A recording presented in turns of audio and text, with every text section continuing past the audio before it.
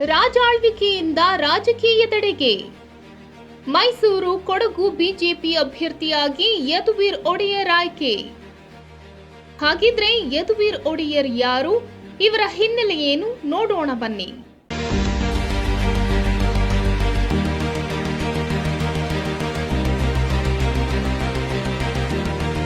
ಲೋಕಸಭಾ ಚುನಾವಣೆಗೆ ಭಾರಿ ಕುತೂಹಲ ಕೆರಳಿಸಿದ್ದ ಮೈಸೂರು ಕೊಡಗು ಲೋಕಸಭಾ ಕ್ಷೇತ್ರಕ್ಕೆ ಬಿಜೆಪಿ ಮೈಸೂರು ರಾಜವಂಶಸ್ಥರಾದ ಯದುವೀರ್ ಕೃಷ್ಣದತ್ತ ಚಾಮರಾಜ ಒಡೆಯರ್ ಅವರನ್ನ ಅಭ್ಯರ್ಥಿಯಾಗಿ ಘೋಷಿಸಿದೆ.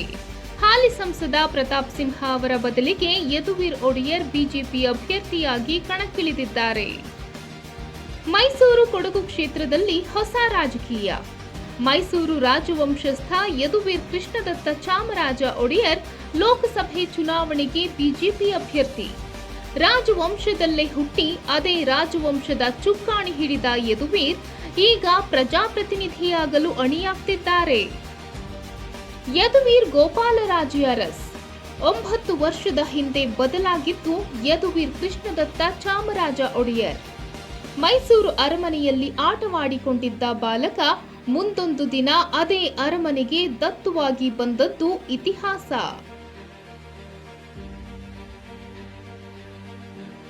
ಸ್ವರೂಪ ಗೋಪಾಲರಾಜೆ ಅರಸ್ ಮತ್ತು ತ್ರಿಪುರ ಸುಂದರಾದೇವಿ ಅವರ ಮಗನಾಗಿ ಯದುವೀರ್ ಜನಿಸಿದ್ದು 24 ಮಾರ್ಚ್ 1992ರಂದು ಬೆಂಗಳೂರಿನಲ್ಲಿ.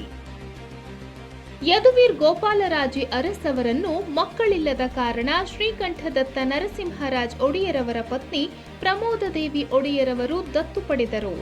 ಮೇ 28, 2015ರಂದು ದತ್ತು ಸ್ವೀಕಾರದ ಸಮಯದಲ್ಲಿ ಅವರ ಹೆಸರನ್ನು ಯದುವೀರ್ ಕೃಷ್ಣದತ್ತ ಚಾಮರಾಜ ಒಡೆಯರ್ ಎಂದು ಮರುನಾಮಕರಣ ಮಾಡಲಾಯಿತು.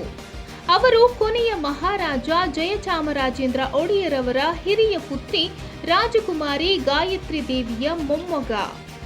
2015ರ ದಸರಾ ಹಬ್ಬದ ವೇಳೆಗೆ ಅವರಿಗೆ ಪಟ್ಟಾಭಿಷೇಕ ಮಾಡಲಾಗಿದೆ. ಅರಮನೆಯ ಆವರಣದಲ್ಲಿನ 14 ದೇವಾಲಯಗಳ ಅರ್ಚಕರುಗಳು, ಅಪಾರ ಬಂಧು ಬಾಂಧವರು, ಹಿತೈಷಿಗಳು, ಮಿತ್ರರು ದತ್ತು ಸ್ವೀಕಾರ ಸಮಯದಲ್ಲಿ ಹಾಜರಿದ್ದರು. ರಾಜವಂಶದ 27ನೇ ರಾಜರಾದರು. ಯದುವೀರ್ ಒಡೆಯರ್ ಅವರು ಬೆಂಗಳೂರಿನ ವಿದ್ಯಾನಿಕೇತನ್ ಶಿಕ್ಷಣ ಸಂಸ್ಥೆಯಲ್ಲಿ ಎಸ್ಎಸ್ಎಲ್ಸಿ ಮುಗಿಸಿ ಕೆನಡಿಯನ್ ಅಂತಾರಾಷ್ಟ್ರೀಯ ಶಾಲೆಯಲ್ಲಿ 12ನೇ ತರಗತಿಯವರೆಗೆ ಓದಿದ್ದಾರೆ. ಬಳಿಕ ಅಮೆರಿಕದ ಬಾಸ್ಟನ್ ವಿಶ್ವವಿದ್ಯಾಲಯದಲ್ಲಿ ಅರ್ಥಶಾಸ್ತ್ರ ಮತ್ತು ಆಂಗ್ಲ ಭಾಷಾ ವಿಷಯಗಳಲ್ಲಿ ಪದವಿ ಪಡೆದಿದ್ದಾರೆ. ಇನ್ನು ಯದುವೀರ್ ಒಡೆಯರ್ ಗಿಟಾರ್ ಮತ್ತು ಸರಸ್ವತಿ ವೀಣೆಯನ್ನು ನುಡಿಸುತ್ತಾರೆ. ಇತಿಹಾಸದಲ್ಲಿ ಆಸಕ್ತಿ ಹೊಂದಿರುವ ಯದುವೀರ್ ಟೆನ್ನಿಸ್ ಕೂಡ ಆಡುತ್ತಾರೆ ಮತ್ತು ಕುದುರೆ ರೇಸಿಂಗ್ ಉತ್ಸಾಹಿ. ರಾಜಸ್ಥಾನದ ಡುಂಗರ್ಪುರ್ ರಾಜಮನೆತನದಿಂದ ಬಂದ ತ್ರಿಷಿಕಾ ಕುಮಾರಿ ಒಡೆಯರ್ ಅವರನ್ನು ವಿವಾಹವಾಗಿದ್ದಾರೆ. ತ್ರಿಷಿಕಾ ಅವರ ತಂದೆ ಹರ್ಷವರ್ಧನ್ ಸಿಂಗ್ ಬಿಜೆಪಿ ರಾಜ್ಯಸಭಾ ಸಂಸದರಾಗಿದ್ದರು.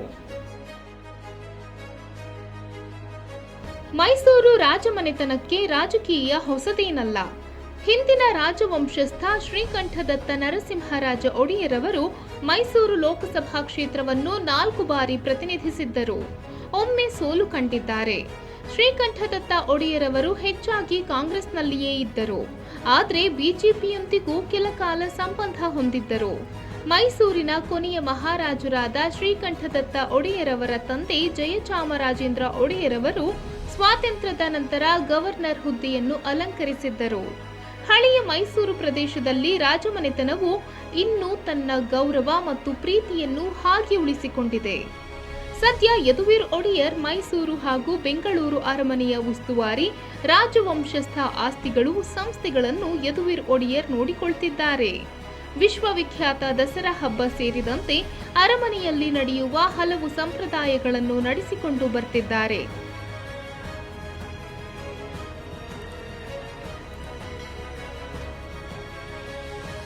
ಈಗ ಪ್ರಜಾಪ್ರತಿನಿಧಿಯಾಗಲು ಹೊರಟಿದ್ದಾರೆ. ಮೈಸೂರಿನ ಜನ ರಾಜನನ್ನು ರಾಜಕೀಯ ವ್ಯಕ್ತಿಯನ್ನಾಗಿಸಿ ಸಂಸತ್ತಿಗೆ ಕಳುಹಿಸುತ್ತಾರಾ ಎಂದು ಕಾದು ನೋಡಬೇಕಿದೆ.